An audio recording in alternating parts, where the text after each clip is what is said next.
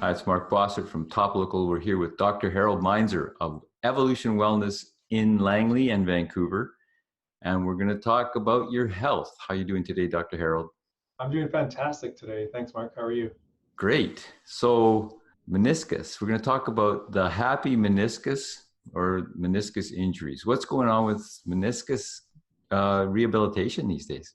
Well, meniscus is one of those injuries that's near and dear to my heart just because I tore mine. That's almost a year and a half ago. So I call it the happy/unhappy meniscus injury. So basically meniscus, it's in the knee joint. It's these two sort of cushions that are made up of cartilage that our big bone, the femur, and our tibia sort of rotate over. And that thing, that meniscus that helps stabilize the knee joint and also acts as a cushion. So it's one of those injuries that happens with all types of sports. It's not specific. You could be, playing in a non-contact sport as well as a contact sport and still injure that meniscus. And when you do, it's very painful and can take a long time to get better. And typically that injury is a twisting type motion, and it tears the meniscus, and it can occur with other structures within the knee joint, the ACL as well. The other thing I want to just point out is, which I think is funny, is that us older athletes are at risk because it weakens with age, just like everything. So it's that stereotypical middle-aged athlete that we see as well as younger ones, but in the office for sure. So what's the process with somebody's injured themselves? Like, you've twisted your knee today.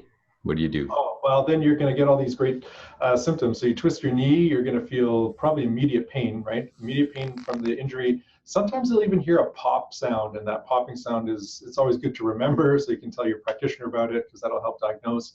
But yeah, that's not good. You're going to get swelling around that knee joint. It's going to be very difficult to bend or even straighten it, and sometimes it'll lock because there's like a little tear in there that sort of flaps and it catches into the knee joint. People call this like a catching type pain. And extremely painful. You're probably going to be laid up. You're going to put ice on it right away, and might even take you a couple days to be able to weight bear on it. And so once you have that injury, whenever you can get into the office, then we'll do a full exam onto that, possibly send you out for an x-ray or MRI depending. And now here in this province, they're doing x-rays before MRIs. So you'll need to have an x-ray done, and that'll be through your general practitioner. And then the treatment will be determined by sort of the extent of the injury, whether it's mild, moderate, severe. And the meniscus is a very interesting structure because I kind of describe it like this round sort of donut, and on the outside of it, it's they call it the red zone, so there's got blood flow to it, and on the inside, the white zone, not a lot of blood flow to it. So depending on which part of the meniscus you injure, that will determine how fast you get better. Obviously, more blood flow, we always want that to those structures. So the white zone is the really bad zone that can take a long time to heal. So when go through the initial home treatment after you just like the most immediate care, what's the way to remember that? It's usually the same one as most acute injuries, right? It's that rest, ice compression right away to try to limit the swelling and inflammatory response. Then, if it's really bad, then you might have to take some medication for it as well. If it's extreme pain, then you can talk to your doctor about that. And that's the initial phase. You might be, like I say, laid up in bed or on the couch for a couple days before you can even put weight on it. Then there's also bracing, right? So the neoprene knee sleeve can be very effective initially just to compress that area to limit the swelling. And then once you're weight bearing, then there's offloading the joint, so medial or lateral meniscus type braces that can help you walk. So like for me, I injured my medial meniscus, so I have a brace that it just offloads, so it puts more of that pressure and weight on the lateral side.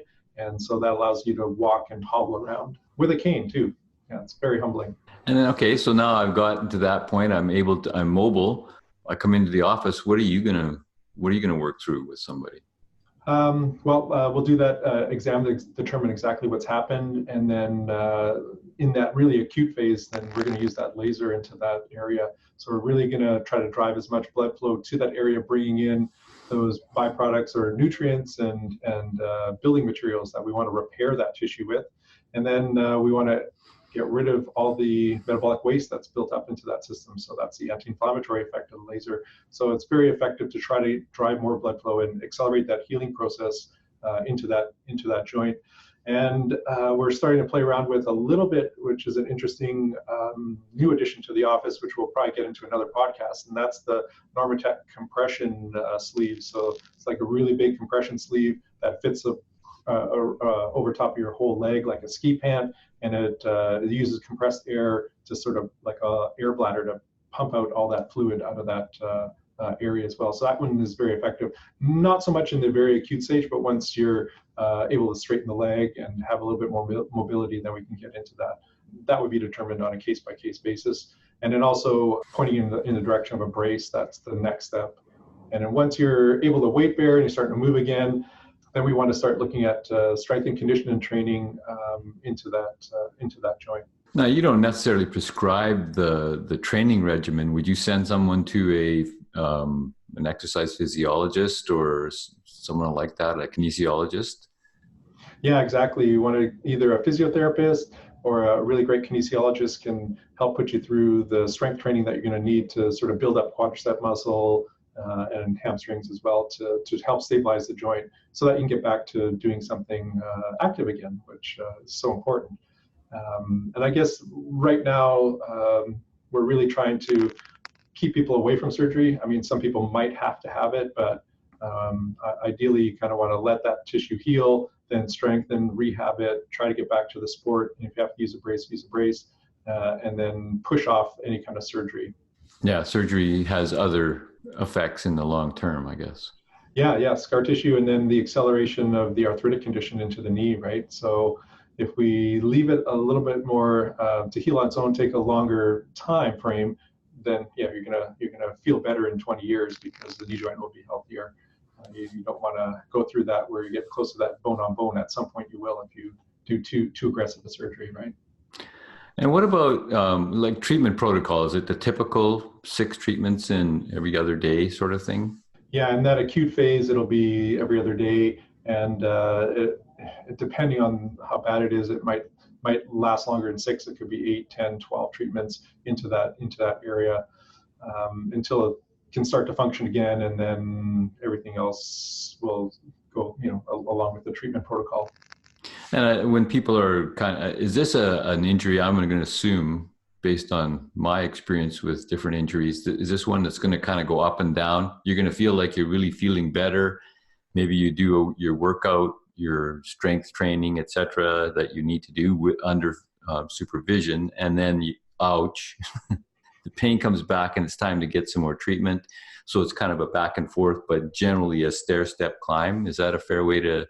How was your experience? Yeah, I would say that's very accurate. You're going to have these times where things start to calm down, the inflammation is diminished, and you're going to start feeling, wow, I got full range of motion again. And you're just going to turn a little bit and twist your knee, and then whammo, it's going to flare up. And especially if you have a flap in there, like a small floating piece, that'll catch, and then it sets that whole cascade of events into action again. And then it might take you a week or so to get back to that point. And it's sort of up, down. But as you start to heal, those little hiccups become more spaced out, and you have less of them.